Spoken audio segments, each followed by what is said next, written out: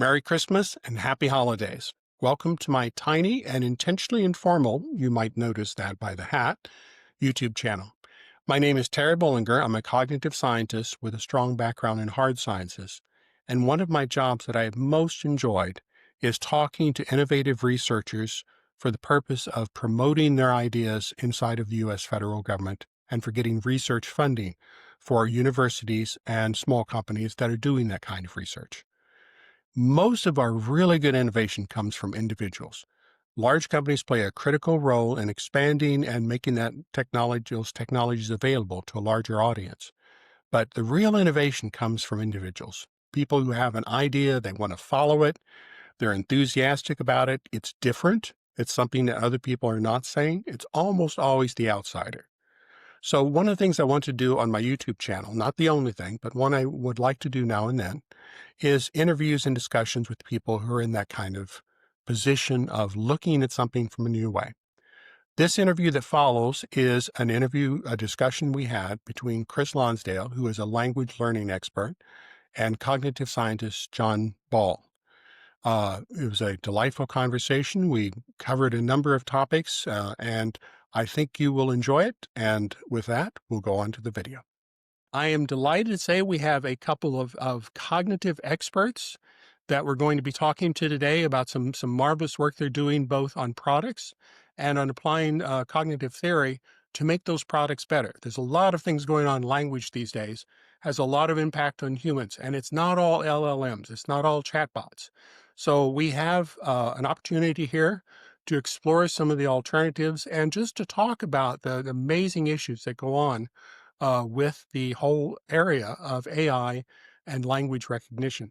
So we have here today, we have Chris Lonsdale, and Chris did a remarkable thing. He went to China environment where they spoke Chinese, and people told him, said, it's going to take you 2 years before you ever learn how to do this, even partially well. Instead, he got a very good working knowledge of Chinese in just 6 months. And his knowledge is so good that he then proceeded to write a best-selling book in Chinese about how to learn a language in 6 months. So that's a pretty good recommendation for a method there. And he's got books in English also, but just a remarkable achievement in saying that not only can you do it, but then you can write a book about how to do it in the language that you did it to. So it's a great starting point. Our other person is John Ball, noted cognitive scientist, who has a idea of pattern atoms. PATMs, they tend to call it, is the name he usually uses. And this bit of work stops using the trivial syntactical approach. I call it trivial. I hope I don't offend some people, but when I we hope you try do. everything in language, when we I can try to help. make everything in language into syntax, that works for computers. But folks, that's not how humans work. We know that. Good people, they can interact in just very simple, remarkable ways. And the nice thing about John Ball's theory is that he deals with that. He says, how do we actually focus these things down? How do we actually get meaning out of this instead of getting all lost in the details? So they are working together on some new software tools. And I think it's a marvelous chance just to talk about some of what they're doing. So with that, I'm going to give it over and let them introduce themselves a little bit. And then we'll just sort of take this as it goes in conversation. So Chris, if you could tell us a little bit about a little bit more about yourself. Sure. Okay. Well, for the last few decades, I've been working as an entrepreneur, my own business out of Hong Kong. For many years, I was doing accelerated training programs for major corporates. But before that, I did a degree in psychology in New Zealand, and as part of that, one of my term papers was writing about psycholinguistics, and basically Piaget's theory said that after a certain age you can't pick up a language, and my essay basically said Piaget's wrong, and I will prove it. Um, and I got the opportunity in 1981 to go to China. And so within 6 months, as you mentioned, I was basically fully operational in Chinese. I was reading and writing within a year. So that was sort of the application of everything from psycholinguistics, my study in psychology and cognitive science, plus my training in martial arts, which is a physical skill, and there are certain rules to how you pick up physical skills. And it struck me that language, in many ways, is a physical skill. It's not knowledge. So putting all those together, I evolved my system, which is now turned into my TEDx talk on how to learn any language in 6 months and the products that we're building. So that's sort of like a very encapsulated short history. And I'll make two quick comments. I love the fact that you didn't just accept someone and says, you can't do this, therefore you can't do it. It is amazing how often science history, and there's provable, like good examples of this, Oh, where yeah, science has been held back literally by people convincing themselves they can't do something. exactly. And just the idea that sometimes we need to really push hard in that barrier and say, well, wait a minute, wait a minute. Let's just try it and see what happens. And some of the more Exactly. revolutionary insights into things like communications have come from exactly that kind of an approach. So I really like that theme of saying, you got to go ahead and try this. The other part is the physical connection. And it's not just a bunch of sounds, a bunch of information, that the body is connected, that it's part of what we are. And that's so easy to miss that. So easy to miss that if we focus only on a computer model where everything becomes pure information and we underplay the role of our own physiology. So I Oh, like that yeah, martial arts connection. That's very and cool. you're absolutely right on that. One of the big things, there's a really very important distinction. Computers are digital. The Yes. the body is analog. Yes. The information stream is analog, and that makes an incredible difference. And You I would, go on. yeah, I would say that a body's even better than that. There are certain cases, such as neural connections, where the body does use digital pulses. Why? Because they don't degrade. So the body is smarter than we are. It uses digital where digital is appropriate so it can get a signal level that doesn't degrade over distance. But it's smart in other ways. So, there's a lot to learn about that. So, yeah. Yeah, it's amazing. There's and I found over the years that as you try things and then things work, and then you start to look at, well, why did that happen? How did that happen? And you actually, it's like backwards learning. It's the application leads you to insights that you would never have built from the ground up. You have to actually look at what happened and then work backwards. You go, okay, so this is the actual process, and that's how we learn. Cool. Cool. John, can you tell us a little bit more about yourself? You have some Sure, some Terry. fact. Yeah, so um, my history goes back into, I think, three different distinct parts. So up until the time I was 9 years old, I was just a normal person. And when I was nine, my father, who's Sam Boyle, he was the guy behind Sesame Street and the Electric Company in New York. Wow. He was the psychologist for that. And he used to do experiments on me like, can you draw a square when I'm like 3 years old? And if I drew a square, one of his PhD students was getting a fail because he might have written a paper, a thesis saying that you can't draw squares below a certain age. So, but when I was 9, he actually took me to his work, and I got to work on ARPANET, which was the precursor of the internet today. And they had all these amazing toys for a 9-year-old, like email and games. I could play Star Trek. And so at that point, I realized I wanted to be like Scotty in Star Trek. I wanted to be the engineer that would go in and tighten the screw just when you needed it to be tightened and save the Enterprise and everybody.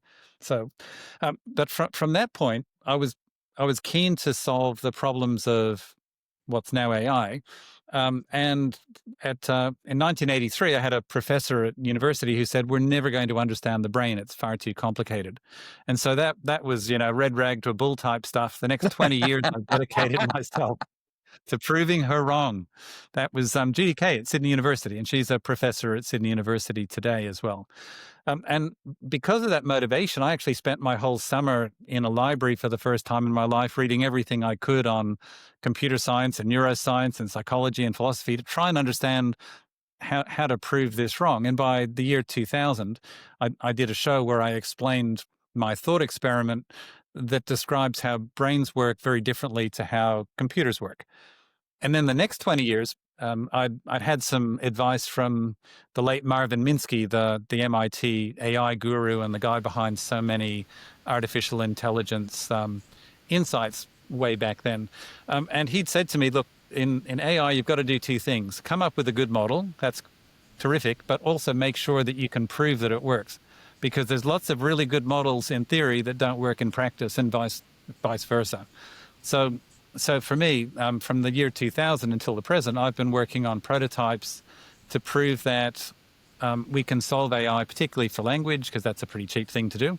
And partway through that, this is the end of my very, very long introduction. At the end of that, in 2013, I came across this book in a bookshop in Princeton where I grew up. And I was just having a coffee with my sister, and I picked this book up that actually explained how meaning works. So I'd thought that all I needed to do was all the things I was taught as a computer scientist and then as a cognitive scientist, and the whole world would be really easy to solve. But I realized I didn't understand meaning, even for English. And in this book, it explained the difference between clapping and dancing and your arm healing over a period of time.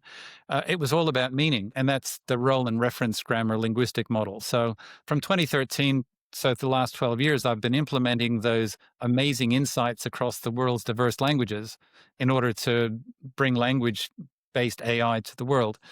And then Chris is part of that journey because, what was it, about 2015, Chris, when you started helping us with...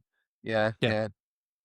That I was then able to focus more on the computer production side of things, the proper front end, and database to store our information and so forth, so that we've got very good prototypes of a whole bunch of different things that are needed in the world today. So, pardon me for the long intro.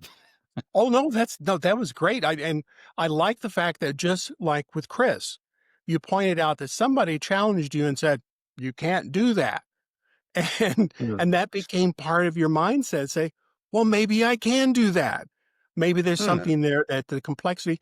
Anytime people point to complexity as a reason you can't understand something, a little red flag goes up my head. Said, wait a minute. Complexity is everywhere, but you know what? There's also patterns everywhere. Yes. And if we focus only on the complexity and we say, I'm going to explore the complexity out to infinity, it's going to take you forever and you won't wind up with anything. So the idea is to say, where is that other theme we mentioned about meaning?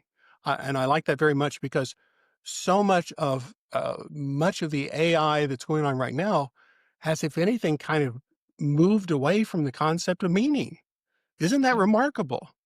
Because meaning is what makes us what we are. John? Go on, John. Well, I mean, imagine if you have this scientific problem, and in the linguistics community, role and reference grammar says there's basically three moving parts. You've got the syntax and the morphology. So you've got the words and phrases of a language, which are meaningless. And then you convert that to meaning, which is semantics. And you do that in context. So something that makes sense for the whole situation. And the bringing things in and out of context is what our brains seem to do extremely well. So that's the linguistic theory that I think wins. There's another theory that says, well, we can just do it with parts of speech and words and rules. That was the Chomsky model going back to the 1950s. And after 20, 30 years of work, we could never make that human-like. So you sort of think, well, that's not the right solution. And then in the 1990s, we pivot to statistical models, which also don't use meaning. And for the next 30 years, 35 years, we're where we are now, where you're just using the words and the statistics of collocations to sort of represent something a little bit like meaning, but not quite. And so my argument is, if you factor out the key pieces of context and semantics from our model, we're going to finish up with something that doesn't quite work. And you can work really hard to solve it, but fundamentally, the scientific model says, go back to what we know, which I would say is linguistics, and let's restart from there. So that's what I've been doing for the last 15 years now to prove that theory out. I'd like to jump in on that because meaning, right? For humans, meaning is what we can see, what we can smell, what we can touch. It's all internal representations of the external world. And language teaching doesn't even deal with that. So Yes. people trying to learn another language are doing it the same way that the computer scientists are trying to do linguistics, and there's no meaning involved. It's, what's the grammar, what's the structure, what are the parts of speech, and none of that really works, because we need to be able to connect our internal world, which represents our external world, and with sounds that we can use to communicate. And so meaning is really that connection between that rich sensory substrate and the sounds that we use to transfer our perception about that sensory substrate across to another person. And also something that helps us filter it, because when we assign meaning without meaning, we don't know what is important. And there's an enormous amount of Exactly. sensory information always coming in. So if we don't have that context, if we don't have that meaning, Yep. it's very tricky to figure out how you're going to go. John, you mentioned that about statistical models. I always like to bring out the example of the statistical language models from about 1980, where there's a lot of enthusiasm because they would produce syntactical structures that seemed to say something. They would have hints of poetry. They would produce these lovely little essays, and every once in a while you'd see something that looked like, oh, that sounds like an insight. It sounds like something meaningful. But then as they expanded it using something, the ready algorithm came up that time, they were able to expand enough. They just found it was just copying pieces. It was just, the more it made sense was the more it was copying something. So I remember there's just an implosion of interest in the small language models that use statistics at that time. So, and I mention that because to me, there's an irony here that the large statistical language models really are the same concept, just at an enormously larger scale. So there's an interesting thing about when you make statistics into the whole thing, it gets tricky. So Yes. I should Yes. go ahead. Certainly um, the the observation that if you're emulating parts of how a language works, you start to get patterns that are very interesting. Yes. That's fantastic. And in fact, my latest work, if I'm trying to recognize generic language, what we're doing is we're recognizing the phrases of the language first.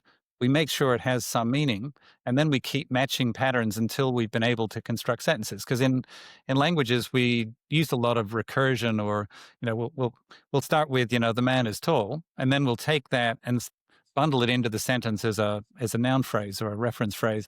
The tall man is here, and then you can take that whole thing. The tall man that is here is happy, and so you keep bundling in more and more sentences into the one sentence.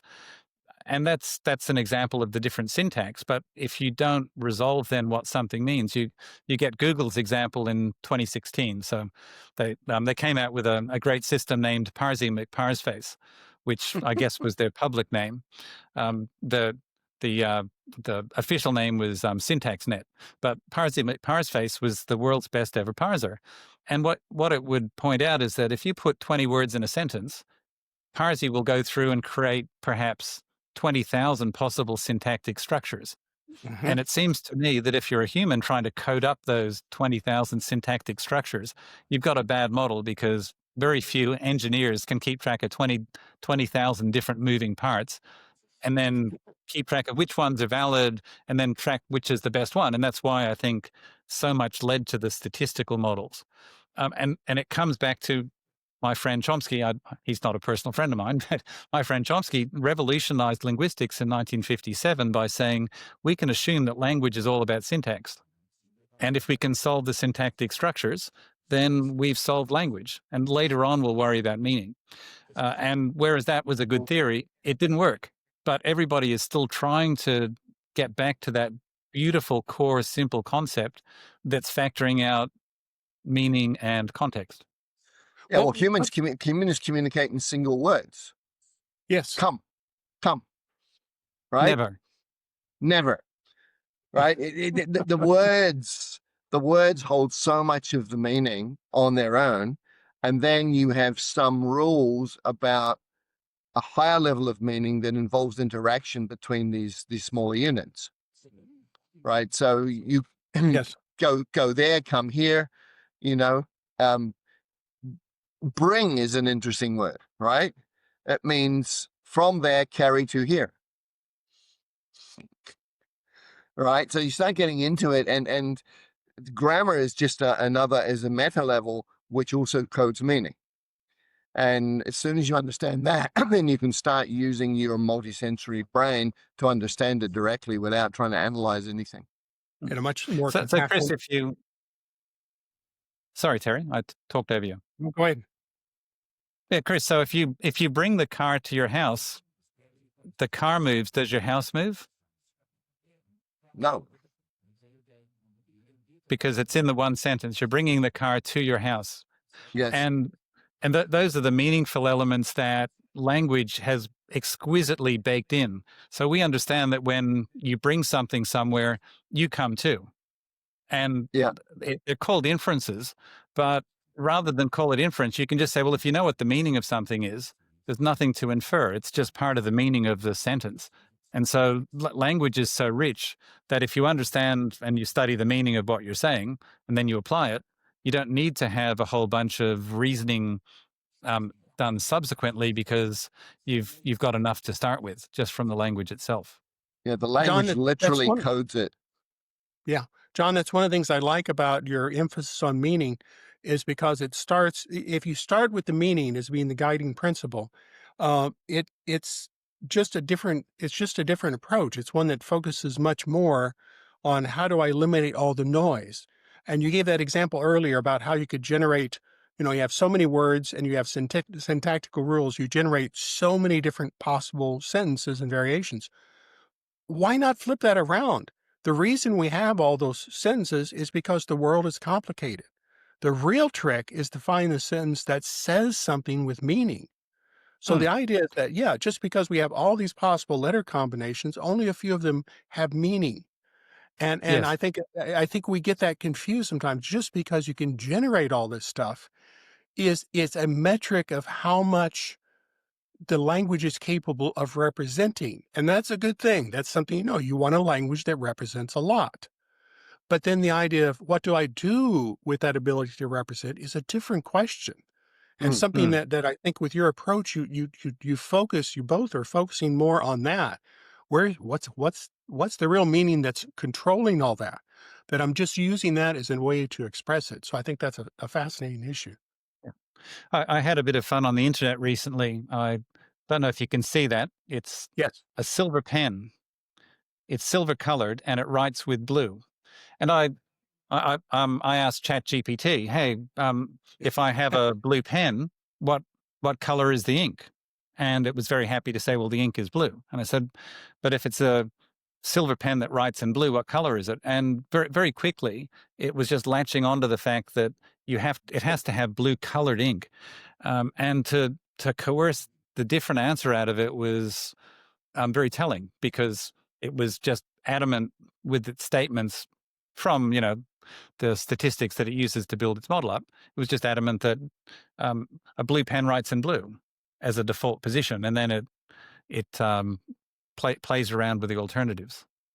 And this is one of the reasons why I think it's so important that AI and computer science can get back more to these concepts of meaning semantics as a filter against some of those effects. One of the problems that scares me about a lot of chat GPT models, they can say beautiful things, but if you get them just a little bit off course, one of my analogies is like walking a tightrope. If you are a person who knows how to walk a tightrope, you can walk that tightrope, and Chat GPT will bring you all sorts of useful information, give you a lot of good context. This happens. Chat GPT can be very useful as a tool to supply information. But if you don't know how to walk that tightrope, if you don't know what the dangers are, if you don't know where the errors are, if you don't know which was nonsense, if you don't know which was hallucination, you can get off that track so fast and never even realize it.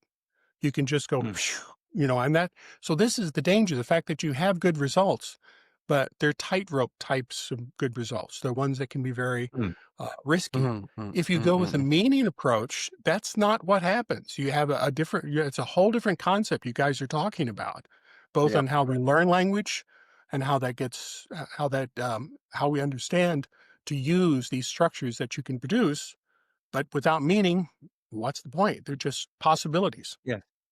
And the great Robert D. Van Valen Jr., the guy I've been working with, who wrote that.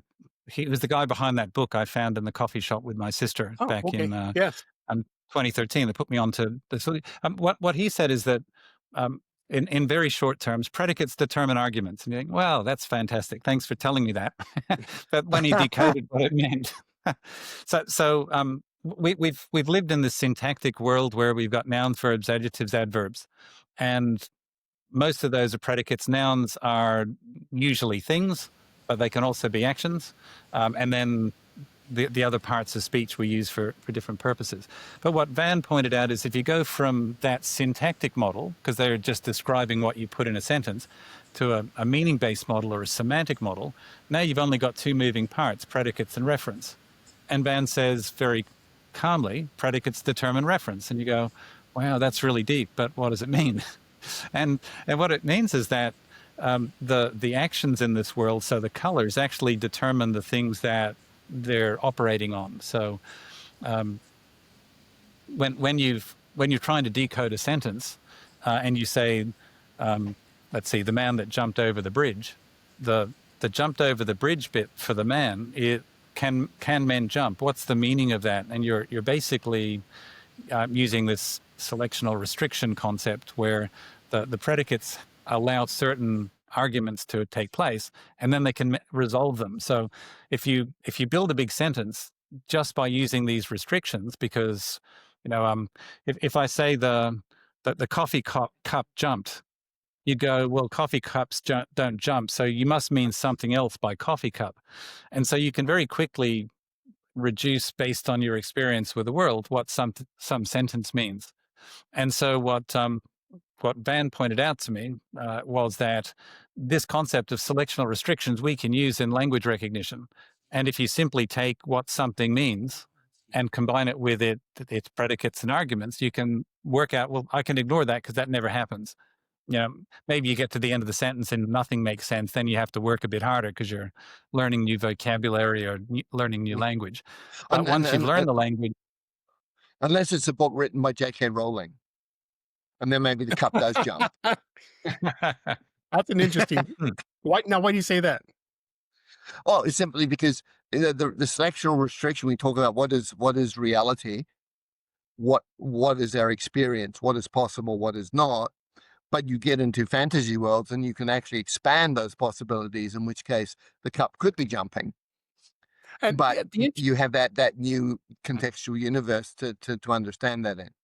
And the interesting thing about fantasy worlds like that, though, is even there, the meaning is so much more constrained than just complete randomness. You set up a new set of rules, you set up a new set of meanings, but usually they're based on things that we experience. They seem, I mean, if you look at the first one of the Harry Potter movies, and you saw all those pictures that had animated images on them, if you were someone of that time, that looked magical. Now, what does a kid think now when they see all the flat screen TVs on the wall that are showing images? They don't see it as magical at all. They say, boy, you sure got a lot of flat screen TVs there. So it's interesting. It's interesting. They don't see it the same way we do, because Exactly. a lot of that, we're old enough. We grew up in the bulky tube era. So we can postulate possibilities, and that's another aspect of meaning, that if you have a good idea of meaning, you can construct a new world that is so much more interesting than just random combinations. And this, that does, again, scare me about chatbots, is they're very, very good at random combinations, but so many of those random combinations are incredibly shallow. They have no depth because they have no meaning. They have no structure behind what they're trying to do.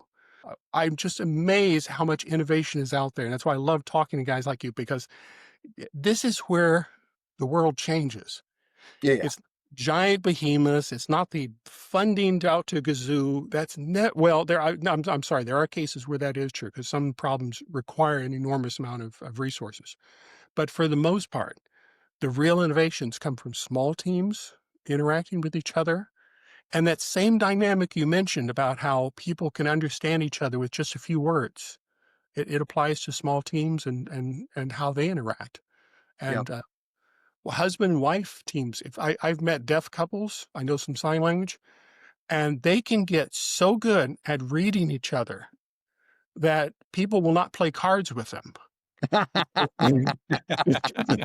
It's a real thing in the deaf community is, "I'm not gonna play card with you guys. You guys can just look at each other and know exactly what each other's hands are." Now think about that. The level of communication that's possible once we build up that shared meaning, that shared context, is just tremendous.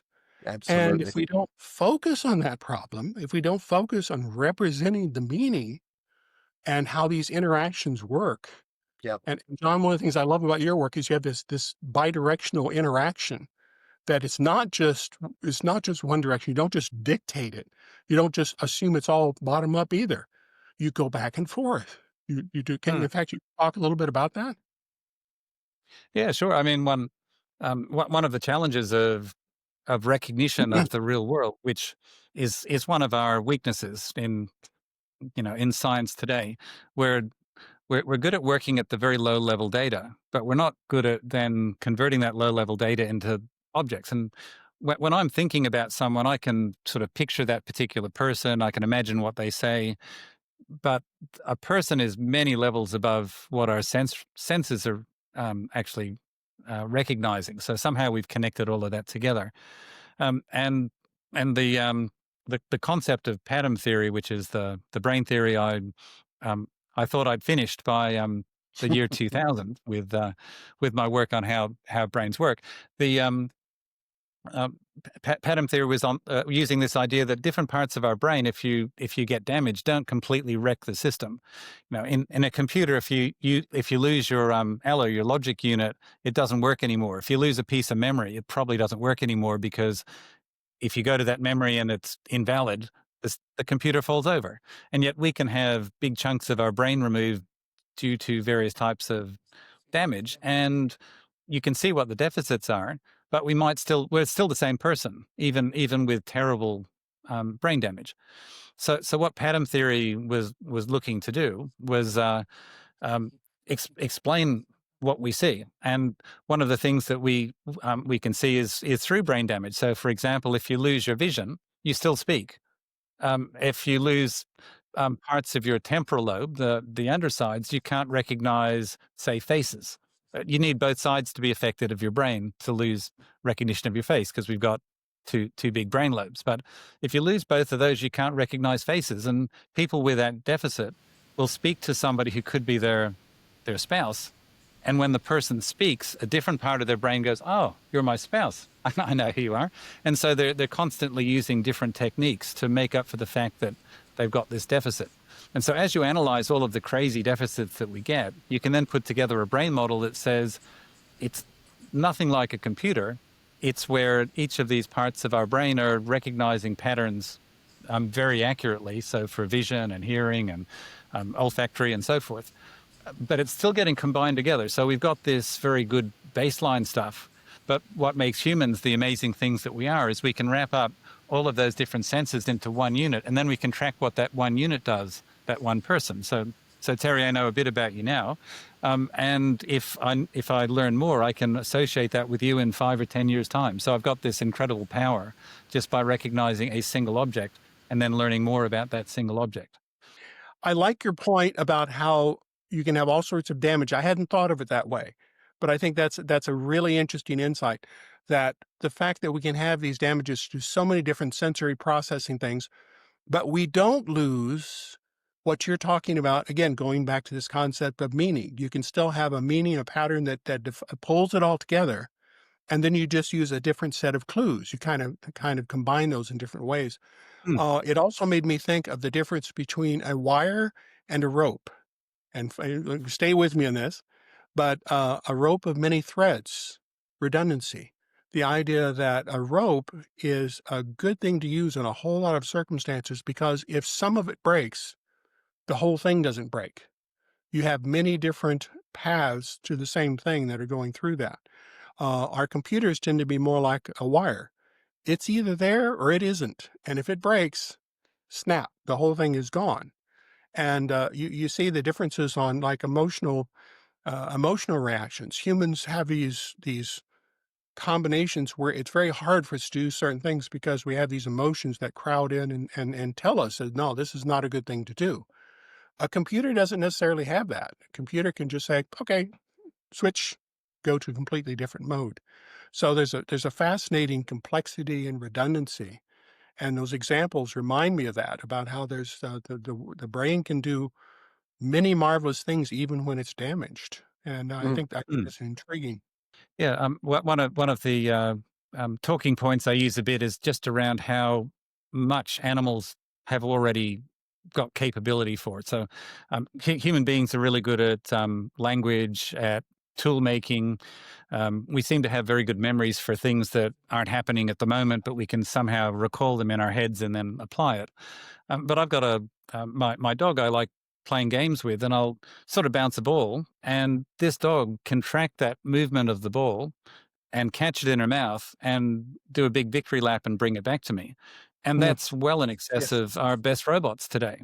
So our yes. best robots are sort of slow moving and awkward. And um, if they're at a live event, you'll see the minder standing next to it to make sure it doesn't kill anyone when it just walks out into the audience or something. Yeah. So we've got a long way to go to replicate animal brains, let alone the human brain. And the reason I focus on the human brain is we have language, and um, you can see the regions of our brain that are doing the language, particularly the temporal lobes and the frontal lobes. And as a result of that, we've got material that is just so much in excess of what all other animals have, which It, makes us much better to talk to. in some cases, I wonder if the reason we have so much trouble coming up with an intelligence test for why humans are different from animals is because we're testing the wrong thing. We're testing the individual, and we should be testing the network of all the connections and all the shoulders that we're built on. Because an individual, as a comment they make in national, like in Yellowstone National Park, the rangers will make the observation that some of the bears and some of the humans have an overlap in terms of how smart they are at solving problems. So it's kind of an inside joke, but they're serious about it. They're saying that some of the bears are so smart that they can figure out things that a lot of the tourists who come to the park would never figure out. And if you really think about that, that's an amazing thing to say, but it also says something about the importance of language. And I think that's why we have trouble defining individual tests that say, well, how is a human intelligence different? Is we have this amazing language structure that allows us to do so many things and to build and to postulate. So it's a fascinating set of features we have with that. I'm curious, what are your views on what makes humans unique? What do you see from your work in terms of the patterns? I think you've touched on a little bit, but what do you think makes us distinct from a very smart mammal? Hmm. Well, in terms of the applied science, I would pass that to Chris. But in terms of the brain science, my view would be that if you have a look at our brain anatomy and what's bigger in a human brain than others, we've got these really big frontal lobes, and at the back of our frontal lobes, we've got our motor control. So we've got a lot of space in our heads that allows us to move. So I'm moving my hands without really thinking about it, but that's coming from that part of my brain, the frontal lobes. And language, Broca's region is the one that is getting me to speak. So fluent speech is coming from that Broca's area, which is in the left frontal lobe in most people. Then Mm, in the temporal lobe, you've got the recognition of sound, which then gets formed into words. And we also in the medial lobe, in the middle of the temporal lobe, there's an area that's keeping track of word sequence. But the sound of word sequence, not word sequence we use in language.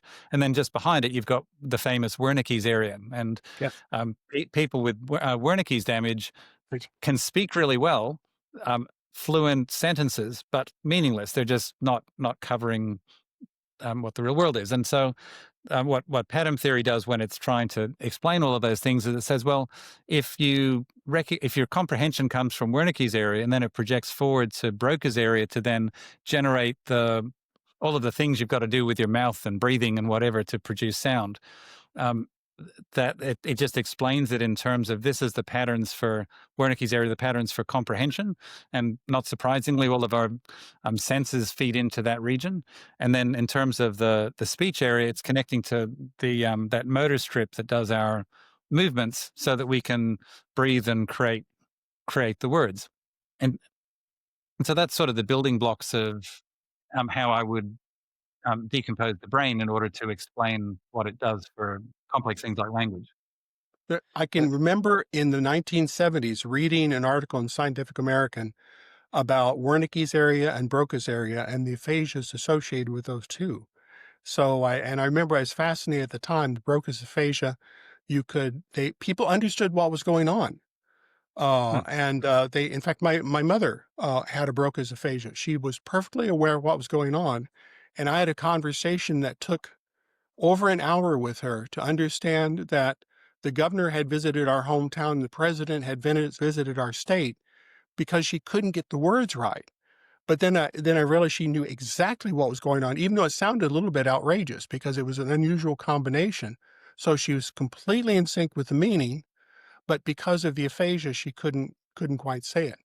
And then I also once met a poor lady who had the Wernicke's aphasia, in which that area had been damaged, and she talked prolifically, but she talked like a chatbot. She talked like just a continual a chatbot without any guidance, and one that's not responding, but just generating in generation mode, and it had no meaning with it. So, but just a fascinating and details about the brain structure. The brain has all sorts of structure. That's not just a few random items.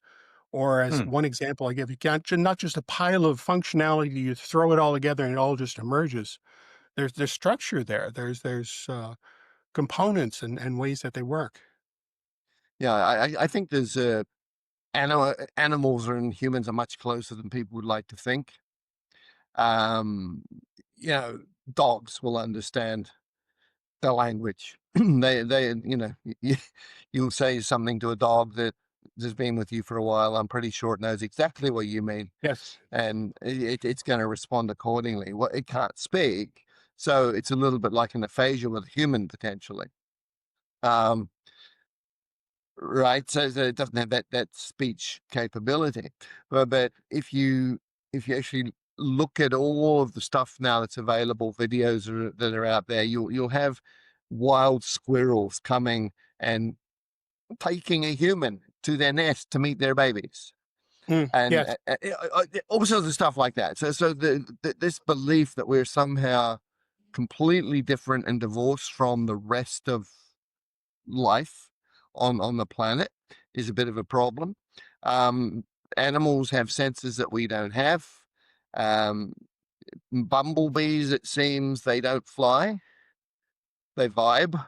They literally have a vibrational frequency that levitates them. There's a whole bunch of things in the world that are just amazing. And humans, yes, we have language, but we also have our culture, right? So I don't know if you ever saw the movie way back, The Gods Must Be Crazy. I remember when That it a came out. Terence Hill movie? Yeah, Terence Hill and Bud Spencer? yeah. There's this great scene where the Kalahari Bushman is there with this white woman, and he's pointing to things on the ground, and he's saying basically, yeah, well, okay, so this happened, and these people did that, and they're off in that direction, and everything else. And she's like, what? And he goes, oh God, I have an illiterate. And that sums up IQ testing, right? It's like if you grow up in a very different environment with a very different context, the meaning that matters to you is very different. The symbols that you use to point to that meaning are very, very different. And that can be treated as unintelligent, but it's not. It's just you coming from a totally different world and you have a whole totally different meaning structure. And, IQ in the Western world really is reading, writing, math, and knowledge about the society and the history. So someone from outside that is going to go very low on an IQ test because they don't have that cultural background. So that they're very much contextual, not absolute. Have you ever had a silent conversation with an animal? And the reason Yes. I mention that, one that's based on meaning, not on words. We had a cat that was a stray when we came into our house that we're currently in. Very smart cat, very smart cat. And we started occasionally letting her in when the weather was bad because we just felt bad for her. She's a nice cat, but our cat hated her and was just very upset. So we had a rainy day once, and Shadow was standing there, and the other cat was hissing to get her out of the house. And she looked directly in my eyes, and the request was as clear as you can imagine. Do I get to stay or not? Are you going to keep playing this game? Or are you going to let me stay? And I looked at her and said, she stays. And she understood it instantly. That was it. We negotiated a contract just by eye contact. And it was as certain as any conversation I've had with a human being. And she was a prized part of our family ever after that. And Mm. but that was all based on meaning. It Yes. wasn't the words. It wasn't the words. It was the sharing the content of knowing what the gestures meant and knowing what the eye contact meant. And I just think that's fascinating. And I don't think we can get to that without the kind of work that like you guys are doing, where we put the focus back on that. Mm. And of course, there's also even intriguing examples coming out and up now about like jumping spiders Yeah. have an ability to plan for a full hour on a new strategy and to learn from the strategy, just like a dog might do. In fact, so much like a dog or a cat might do that it's eerie. That a jumping spider can say, "Oh, there's some food. Oh boy, how am I going to get to it?" And they'll work it out. Mm, And mm, mm. they're cutest little spiders. They got these two little eyes, and they'll just look right at you, and you get that same kind of eye contact that you can't get with most spiders. But they can see well. So if you look at them, and I had one do that to me once. I was looking at him, and all of a sudden he looks up like, "Okay, dude, what are you doing here?" So they're brave. They're very brave. So the spider was not intimidated. It was just like, "All right, what's up? What's up?" They just go on with that. But I think we're behind on so many things about what we could find out about. How do they do that with such a small amount of neurocircuitry? And we don't really know. Exactly. Exactly. And that's always a good place to be. So, what are you guys up to right now? What are you working on? You said you have some collaboration. How are Yes. you, what, how are you contributing to what's happening next? Because there's this, like I say, you got a great potential here. You've got a great focus on some very important issues. So, what do you see as next?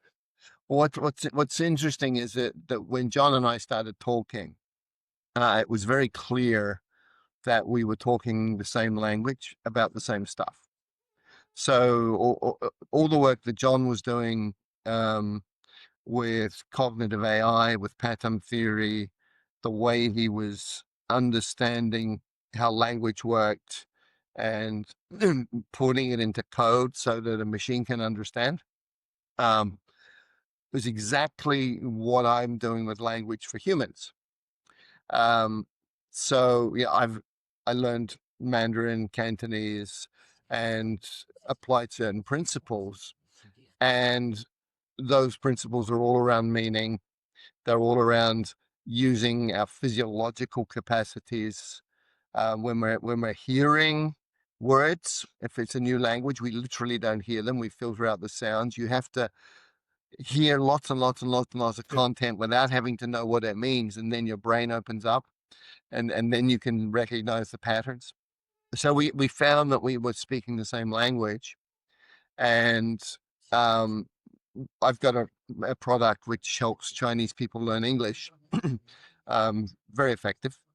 Um, and we have live coaches at a certain point when people are ready to start talking. Then they need to have someone to talk to who's going to understand them, even if they're like a child who's using single words or whatever. And it was very obvious that we could do that piece with AI, with cognitive AI. So you literally have a language parrot that is your own digital assistant that understands what you're trying to communicate because it knows what the context is, and it can work with you as a partner in communicating. So we decided to take what I'd done with the product for China and then build in John's cognitive AI, Pat AI, so that we literally have a two-way interactive system that is built around brain science of language learning. So there are things you have to do in a certain sequence when you're learning a language, which removes the glass ceiling for later on. And the integration of John's tech with mine allows us to do that at a low cost. And then we can have real people later on when the language level is coming up towards an adult type of level, because having live coaches dealing with single word utterances is boring as hell for adults over time. And there's a lot of cost in that. But if you can cross that piece with an AI that understands, then when you get to the real humans, that the interaction is meaningful and fun on both sides. John, do you want to add to that? Well, yes, certainly in terms of what you've done, Chris. The thing I like about it is you've got an effective learning system.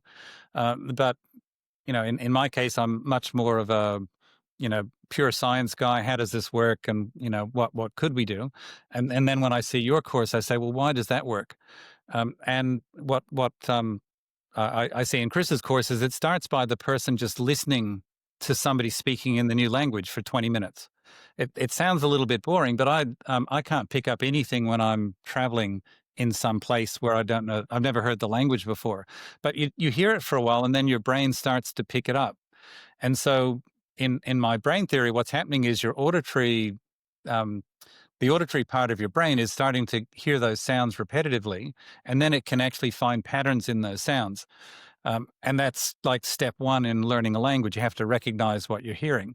But then you have to go from the sound to what the sound represents. And as a first language, you've got nothing to go on except what you're experiencing. But as a second language, you recognize all sorts of things in the world. So you can associate, I don't know, the sound of bicycle in French with the thing that you already know of as bicycle. And so you can make that connection. You can make it, your brain does that automatically if you can somehow get the two concepts active at the same time. So what I like about Chris's course is he's just following through the types of sensory inputs that help somebody that doesn't speak the language to actually develop the language with their brain doing all the hard work, rather than having somebody try and tell them in English, do this, do that. Because as a I went to Princeton in the US, in New Jersey, and I did 2 or 3 years of French, and we were always talking in English about the French words. And at the end of those 2 or 3 years, I couldn't speak French because I was really self-conscious about it. I'd never done it before. And so if you can get away from that and immerse yourself in the language without feeling embarrassed, then your brain does all the hard work to learn it. Yeah, well, one of the key things you got to do is you have comprehensible input. Stephen Krashen has written a lot about this. If you understand the meaning, even if you have not met a word before, you will remember it unconsciously. Hmm. Right? Because you literally, as soon as you got the meaning, you've got a pattern of what the meaning is, and you have the sound. And as John said, you put the two together in the same time space coordinates. So you now have an auditory label. I call them audible, auditory symbols, which connects to this meaning complex that you've got. And it could be something as easy as, the pen, right?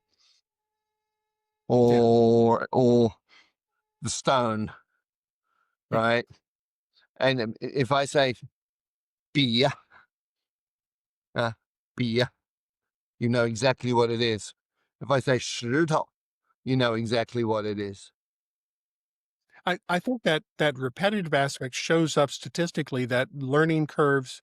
This is something people have looked at, where if they've heard the language multiple times, they start to pick it up faster. So there's like, so you don't realize that you learned something, but it just sort of increases the groove there on where you can start understanding what that is. Now, one thing Mm, I liked about both of your descriptions was this idea of using John's pattern type guidance on these essentially the maternal or the parenting idea. I think that's a great idea. The So many of the ideas of agents right now are actually just outright scary, because an agent that goes off to infinity on that tightrope, and again, the tightrope analogy, a lot of these agents they do with generative technology, they don't care where they go. The studies by Agenic where they found that a chatbot would casually order the death of an employee in order to accomplish some trivial goal. This is not taking over the world stuff. This is just dumb stuff. Because Wow. it didn't see any difference. It didn't see any difference. So the idea of putting meaning first is the critical thing that you have to have, especially in education, to do that. So I think that's a marvelous combination of putting mm, the focus on the meaning first to guide that in the parenting type operation, with the idea that you're talking about, Chris, to say this is how you learn. This is where you need that kind of gentle, constructive, but not going off wild in some strange direction, which is the difficulty with other things. So that just seems like a powerful combination mm. that you guys are working on with that. Yeah, Hmm. it's exciting. Go ahead, John. Oh, I just like the idea that I've always been a bit afraid about the other languages I've learned. I mean, I did French, and other than bonjour and some very simple words, I'm just afraid that I'm not going to say them right. And the model that Chris has to learn these things in a sequence, um, if we can do that sequence with a machine that obviously machines aren't as judgmental as people are, you can then do the exercises that get you up to speed. And because it fits in with my brain theory and Chris has got a system that already works, we can then do this for lots of language combinations by simply following the same roadmap. So That that seems I'm really keen to put it all Well, it seems together. like it seems like a powerful combination for just that reason. And again, the idea of getting educational guidance, but with a more constrained and more focused type of assistance is, uh, people need that support. But if the Yeah. support consists of a chatbot saying, "Oh, what you just did is perfectly okay," when what you just did was something kind of horrifying, Mm. you don't want that kind of reinforcement. So No, and the other thing that's happening is that the chatbots that are doing language now go, that was wrong, do it this way. And then that was wrong, do it this way. And that is the fastest way to break somebody is to criticize every single little thing that they've done wrong. And they will learn within about an hour that they're incompetent. Hmm. one of the things that happens is you either give up and go with it, or you just become totally frustrated. I've had that experience. I won't name the tool, but a grammar checking tool I use that used to be just a grammar checking tool just won't stop now. Telling me, says, no, no, no, no, you wanted to say that this way. And I'm saying, no, I did not. I am a human being. I have my own way of saying things. What I said was perfectly clear. I do not need to say it the same way as 1,000 other people. Thank you. Hmm. And in some cases, it completely misinterprets what I'm saying. That's the wrong kind of reinforcement. The reinforcement one is that content-based reinforcement. Exactly. So, Exactly. so this has been a great session. You guys have any final comments or remarks or suggestions? Or I think people should definitely take a look at some of your stuff. Well, if people are interested in what we're doing with the language learning, they can check out speechgenie.co. That's one word, speech genie.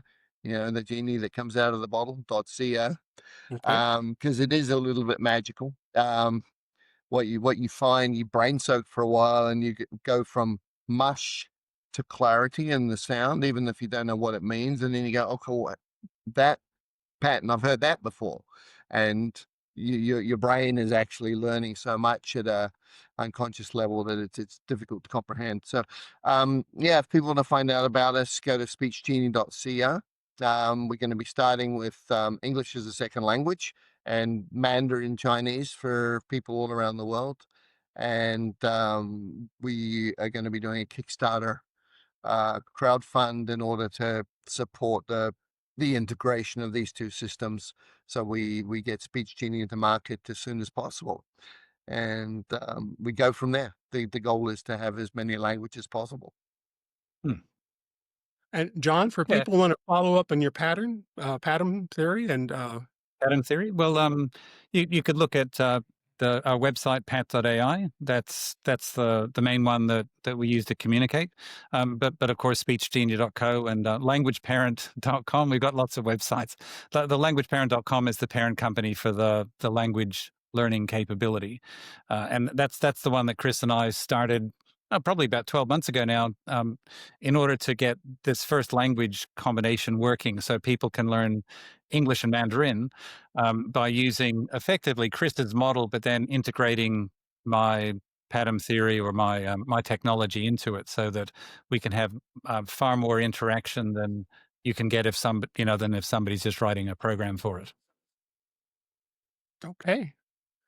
Well, thank you both very much for talking. Delightful conversation. So many interesting things you're working on. Your backgrounds are intriguing. Some of the work you've done in the past, and work to continue in the future. I like these. I always like synergy type situations. I think some of the greatest little innovations have come from synergies between different perspectives and similar problems. So I like the fact that you're combining these different approaches into a single package and going with that. That's a very cool idea.